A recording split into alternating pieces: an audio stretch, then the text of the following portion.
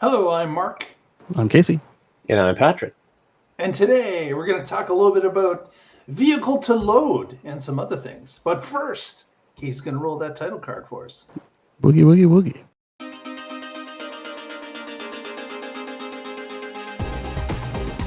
You're watching the TTL Life Express. And of course, there I was referencing the street around Giga, Nevada called Electric Avenue. Sure you were. Sure you were. You were listening to Boogie Boogie Dancing Shoes. I know, for sure. I'd say more, but then we probably have to pay them for the lyrics. So Welcome, everyone. I wanted to talk a little bit about this news article that we'll put in the notes down below if you'd like to read the full article about Tesla, of course, releasing the Model Y Performance. Now that's cause for celebration for some anyways, but what we were interested in talking about was the additional add-on that was kind of a surprise, is that they've added some V2L abilities. That's vehicle to load abilities. Yes. And which gives this car some unique abilities that some other electric vehicles already have. But this is new for certainly the Model Y, the Model S, second edition. Anything else except for maybe the Cybertruck. Yeah. But Casey, maybe explain a little bit as to what V2L does. Yeah, so we'll start with just the stuff in the article right here, and then we're going to move on to surprises that came with that. So the V2L is vehicle to load, and other vehicles and manufacturers have had this for some time now. And we saw our first taste of it with Cybertruck. And then everybody was asking at that point, well, what about everything else?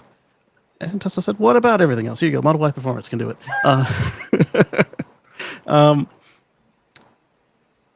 So let's start with what you get with that, and then we'll go on to the hardware of it, which is interesting. The way that it works is they give you two outlets, 120 volts and 20 amps. So you can get 40 amps of 120 volt, basically. Not for one load, obviously, but the way they do that is there's a dongle that you put onto your mobile connector, mobile charger charging system there, and you just replace the 240 or the 120 plug. You might have noticed that it had a very curious pinout, and it wasn't just so that it could know what plug is plugged into it and auto set the charging. It was more capable than that. Not necessarily that the cars were before this, but they did become that way somewhere along the line. It looks just like what Mark's got here on the screen. You just replace your wall plug with that, and then you've got two outlets to plug in anything that you want that's within that specification. And that was the way they were going to do the Cybertruck rear-wheel drive before that vehicle met its demise because nobody wanted to buy it. So that was good to see that this product still has a use and that's on their most popular platform, not necessarily the Performance, but the Model Y, and it's really exciting. And so then we're going to get into the hardware of it all. Is the way this works is they have a bidirectional charger on the car and the Cybertruck, the AC charger, and the DC is just, it does this thing. But on folks who dug into this, it has the same part number as the rest of the Junipers, and so speculation is that we may see this open up as an option, or they just hold it off. They've always said in the warranty, don't take power out. If you do, your warranty is void. So Brian at Futuraza and I, we figured that they might allow it if they, for a fee to kind of offset their warranty exposure on the cars that it just doesn't come on. Or they could do a typical Tesla, hey, here's part of your holiday update. Merry Christmas, or however they call it. Here's this thing for you for winter holidays, which would be nice. But I wouldn't hold your breath for that again, because there's financial exposure there, because they weren't anticipating any sort of stationary power usage from the cars, and so they would be reasonable to ask for some money for that. But then, do you guys want to say more on just what it does today, or shall I get into what else was touched on and Well, discovered? let Patrick talk a little bit about if he has some interest in that subject before we go Yeah. to the wider subject. Yes. I think this is a really cool feature. I'm glad they've added it. It's vehicle to load, so it's not vehicle to home or vehicle to grid. Those are different levels. So this is something that if you're car camping, you can plug in a light or a grill or something like that. It's not 240 volt. It's 120. And Two 120s. Yep. right. Which I guess you could gang together if you had a different device on the other end if they're out of phase. But If they're out of probably phase, not. yeah. So yeah, They're probably same phase. Yeah. yeah, they're probably same phase. So leave that work. part of it to electricians. If you're not familiar with the concept, you've got two 120s. But if you're a tinkerer and you are skilled and No, we're not going to talk to the tinkerers. We're just going to leave that alone. Yeah, they at your own, at your own risk, Oh, we're not yeah. recommending it. At your own risk, but we are curious what you find out. All right, go ahead and continue about vehicle to load here. But before, I want to touch real quick. So Kia and Hyundai, that group has been doing a single outlet via their charge port in a similar manner for a long time now. And then some folks have said, well, why not put one in the car like you've got with the non-canceled Cybertrucks? But go ahead, Patrick, continue. Oh, so what they're offering now, I'm very curious if it's going to proliferate to other vehicles or not, because like you said, Casey, it's the same part number, and in this article they also mentioned how there are third-party accessories that have been taking advantage of this. You do risk voiding your warranty on your traction pack, but which you don't want to do that if it's a 100,000 mile warranty, and I've used it twice. so you could, yeah, you don't want to use it if that could void your entire warranty, because Yeah. I used the warranty twice. You used the warranty twice, not use these third party devices twice. Exactly. Once on each of my legacy cars, once on the 2016 S, and then once on the 2018 Model X P100D. Right, having your traction pack go bad is a rare event, but if Rare. it does happen, I'm that's just why lucky. you have the warranties. Definitely. Yeah, and that's what the warranty is for. And it came in handy both times. Saved me tens of thousands of dollars and a lot of stress. I do appreciate So yeah, that. Patrick, it will be interesting if they actually roll this out to others, or if this is a future consideration that they start with the performance and maybe a little bit down the road they allow the premiums to handle it as well, or if that is going to push to say the Model 3 outside of the Model Y. Does the Model 3 SDX, have the right hardware? You know, there's certainly the ability to, if you've got the premium vehicles, that would make a lot of sense. I totally agree. Into them. So it makes another differential between standard and premium. Another way for people to say, you know what's worth the extra $4,500 or $5,000 to move to the premium out of the standard. So yeah. I'm gonna have to browse the parts catalog. I would do it right now, but I'm now one-handed. I don't know if you guys have access. If you don't mind looking it up, if you do have access, I'm wondering now. The new Model Y and Model 3, they charge slower on AC, so I'm guessing that they probably don't have this capability. Or if they do, I wonder if they might say, "Hey, only one of your outlets is going to work." I wonder if they're marked. That you can see which one it is, or you can just try and hope that you plugged in the right one, like USB A rather than USB C. It's like, flip it over. Maybe they'll do a 15 amp outlet instead of a 20 amp outlet. Yeah, 15 amp and only one instead of. But would they give you a different adapter for that? Is what I'm curious on. If they do, if it has it, and if they spread it. And the other interesting thing here is that is this just the beginning? Yes. This Tesla gearing up and getting ready for the next step, which of course would be vehicle to grid, not just to load. That's right now they don't offer vehicle to grid. They offer vehicle to home. On Cybertruck. One step at a time. Mark skipped a step I'm all about the final. Yeah.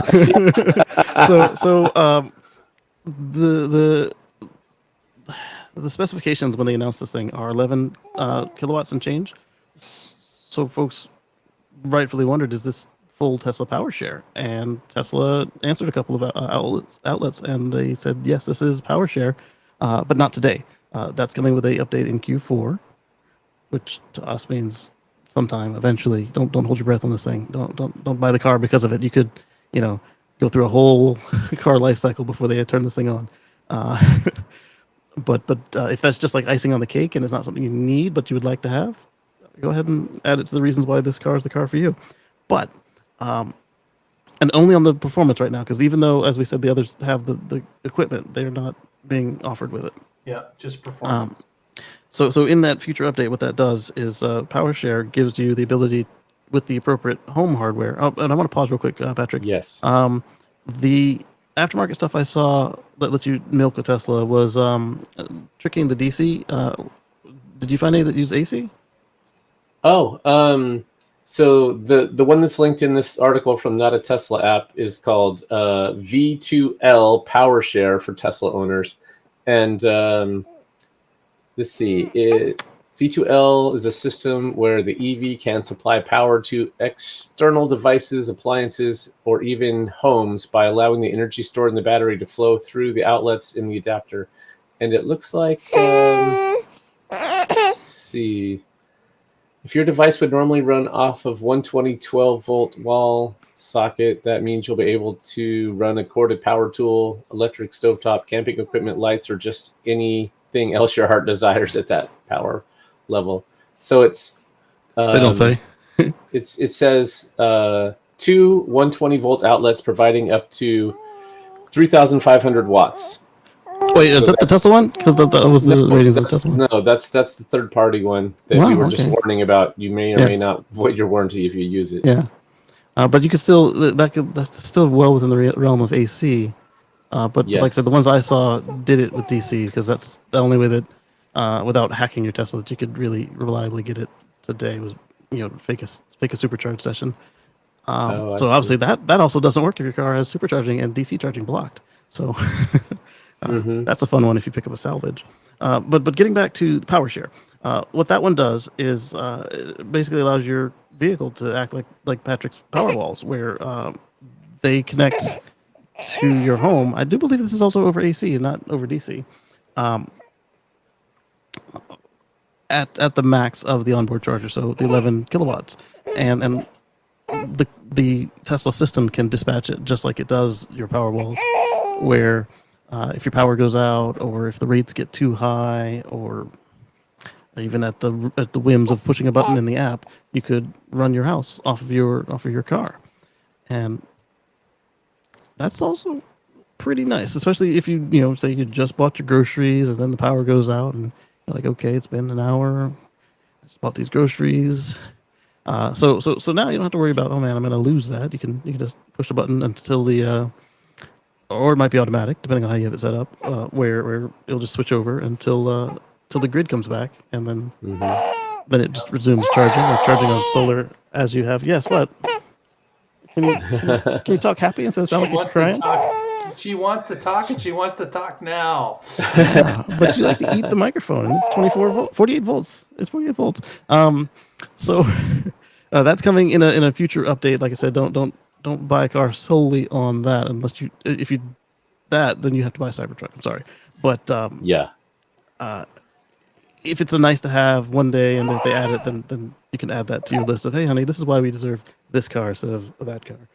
And this subject, coincidentally, kind of ties into what Patrick has done recently, which is another article for his carswithcords.net.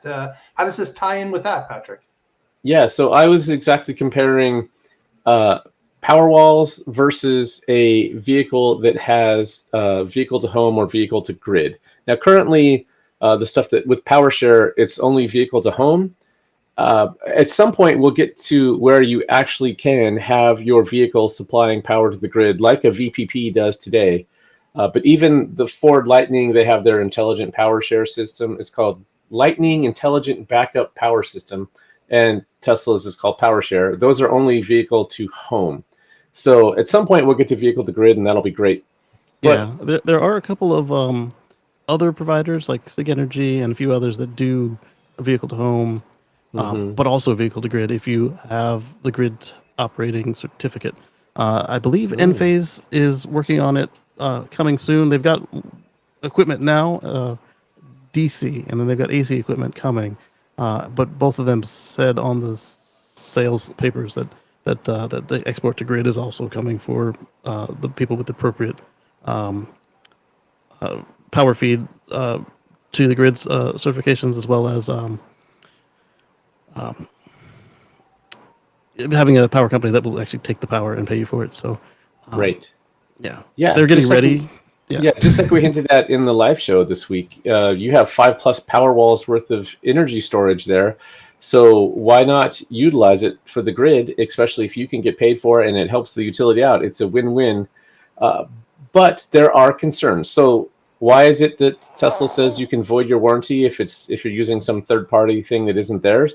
Because that battery pack is made for their use cases of driving, and they don't want you powering your house with it every day to avoid peak rates. That's going to cause wear and tear and degradation, and if that is what causes you to get below the warranty threshold, that's on you. That's not what they built it for. That's not what they sold it to you for use as. That was on you, and you did that. And But it goes even simpler than that, though. They don't even want you running a boom box. That's why on the canceled Cybertruck long range rear wheel drive, it didn't have any outlets on it. It did have power share, but you had to buy the adapter we just talked about that survived the truck, because then they could allocate. Okay, so this Cybertruck is doing the power share stuff. So now let's allocate this much of this adapter into our warranty kitty, so that way if they claim it, we're ready. So they called it stationary power use. They didn't want you to do anything that used power from the car, except if you were going to sit in the car running the AC on the car with the windows up and watching YouTube or any of the entertainment apps on the screen. And we did see that previously with them, with a bunch of people that were using those coolers in their car, right? There was the concern about this. Yeah. This is taking power from the car when the car's not operating. Same type of thing, right, Patrick? Exactly. And Mark, your buddy Jeff Dunn has talked about how this is going to happen soon, and he is living in the future, because that's what he researches, and so for him, it's obvious it's going to happen, and I'm not going to argue with that. But today, the batteries really do suffer. There is degradation, especially in the first few years of ownership. If we get to a point where the 1,000,000-mile battery is standard and battery degradation is almost non-existent, then all of these use cases open up. But the point I brought out in my article is that your car is not always there in your garage hooked up so that it could supply power to your home if there's a blackout. Whereas if you have power walls, they're the stay-at-home parent. They're ready. They're always ready for that. And your car has an outside job. So unless you get to the point where you can just have a spare car sitting in your garage all the time, then power walls are great. And if you can supplement them with a vehicle and eventually the utilities support that, and so you can have an even larger VPP event, that would be wonderful. So I'm definitely biased because I have power walls and I use them all the time. Today, when there's VPP events, and we had 4 or 5 of them this summer, my car cannot participate in it, even if I have 2 Teslas sitting in the garage. So the power walls actually do allow me to participate in that, and I hope they expand that program. But then you'd have to buy the power share equipment, and I don't know how much that's going to cost. Well, anybody know off the top of your head? Yes, it's the equipment is less than 5,000, and supposedly if you already have power walls, it will work. But last I checked, which was at the announcement of this feature on the Model Y Performance, they still don't have the ability to operate the Powerwall 3 and PowerShare together. They said software update coming soon when the Cybertruck launched with the Founder Series. Yeah, so I did look it up for the article. It said it requires a $600 universal wall connector and an $1,800 gateway transfer switch. And it's similar for the Ford F-150 Lightning you have to get their V2H hardware, and that's about $3,900. Yeah, and if you have any Tesla wall connector, but the power walls, then you don't need a PowerShare wall connector. So your Gen 2 or your Gen 3 non-PowerShare will function for that. So I guess that's why so this that is could a hard save software you. problem. And it could save you $600 Yes. right off the Yeah. top. Right? Yeah. Yeah. So when I think everything changes once we get to batteries that don't degrade as much. Yeah. Mm-hmm. Yeah, that's really the holdback, right? Is Mhm. if degradation drops off even further than what it is today, then they don't really mind you using it in a multi-role purpose. Yeah. But today, it's designed to propel you down the road and be Mhm. reliable and keep them within warranty requirements. So that's what they're going to be protective about that. Yeah, But it's a balancing act. And Yeah. they are getting better, even the ones that are out there today. But again, their primary goal is to make sure that your car is a car, and so roughly 80% or better is what you can expect on most EVs. But and this is why Tesla and the others are extra cautious. Is if you're not careful, you could end up with as high as 50% degradation. We saw that on some of the early Nissan Leafs, where, or even worse sometimes, depending on what was going on with them. They and again, if you're on the hook for the warranty at the rates that these things go for, it's not something that the manufacturers want to eat. No, for sure. Mm-hmm. Or the news articles about, this car stranded me on the street. It will be Right, interesting to bad see PR. how this progresses or doesn't progress, how quickly this moves or doesn't move.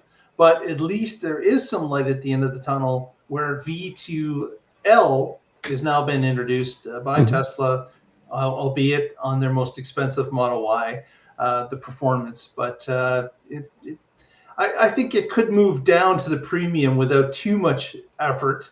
But we'll see. We'll see if people demand it, if they want it, and if Tesla has to decide that, we got to roll this feature out because people are really enjoying it. I really liked your point, Mark. It should go to the S and X right away. There's no reason that those vehicles should not have this. If it's in any part of the Model Y line, S and X should, as they're more premium vehicles, should absolutely have it. Yeah. Unless they're still using like an old single directional charger or something. But as we saw with people saying that, these are bidirectional, and Sandy tore them down and said, they're not, but all you need is 2 chips right here. Give them the 2 chips if you haven't already done it. Clearly you've done it here on the mass vehicle. And we touched on this on the main show, Mark, but AutoBidder, whenever we finally get to the vehicle to grid acceptance on the Teslas themselves, AutoBidder is a software product that Tesla uses on the Powerwall for the VPPs, the virtual power plants, and for the mega packs, as well as the now retired power packs, so that the businesses and the grid scale operators can get maximized value from their stored energy, or opportunities to get energy cheap to deal with it later as well. So.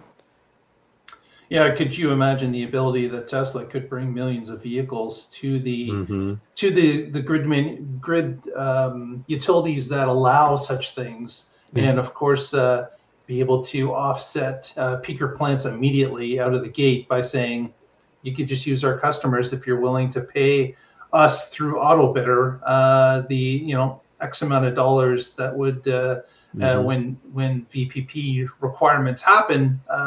Distribute some of that wealth back to the people that are giving you this virtual power plant. So you definitely see that be something that would be advantageous to many parties involved there. I'm really curious how many total battery capacity, if you add up Powerwalls, Megapacks, Power Packs, all the things that they've shipped, all the vehicles they've shipped, what is the total capacity of batteries that are out there with the Tesla logo on them? 3.2 gigawatt or terawatt hours, whatever they had on that slide for Las Vegas. Or was that just Tesla? I think that was just energy storage. Yeah. So Okay, that's interesting. Yeah. I think we will leave that at this point. We can probably go on for this for quite some time. Casey, one more point. So if even if they don't do the full implementation, or you don't choose to export your power, imagine with AutoBidder that you have charge on solar today, right? If you have the right equipment, you can do charge on solar. Not literally charge with solar, but like this is a software feature where the car will actively track charging on solar, assuming you're not using a third-party charger that does that on its own. Now imagine charge for free, where the car is tracking like the nighttime events where the grid goes negative and just literally charges itself for free a couple times a month. That would be cool. Yeah. Absolutely. With that said, let's go to some shout-outs. Patrick, what do you got for us? As always, I'm with the Oregon Electric Vehicle Association, and if you are a member, you would have known that yesterday we had a meeting where we checked out the new Nissan Leaf. Speaking of something that we just talked about, it was at Dick Hanna Nissan on McLaughlin Boulevard in Gladstone, Oregon, and we got to check that out. So if you're interested and in the neighborhood, check out oeva.org. And as always, I blog at carswithcords.net, where I write about my future free from fossil fuels. Thanks. I bet that was a blast as a former Leaf owner. Yeah. Casey. So catch us on our other Express show later in the week, as well as live, and catch me on Sunday at Let's Chat with Casey and Friends up above, youtube.com/Casey Green or x.com/gcustom about 1:20, and we'll have a blast talking about the news of the week. Not saying news of the week, but definitely there's a lot of news component. We'll going green, going electric, saving money on these sorts of things. My nerd stuff. Very good. Very good. All right. If you haven't already, please give us a thumbs up on the video, press that subscribe button, and we will catch you next time and find out what's happening in the Tesla life.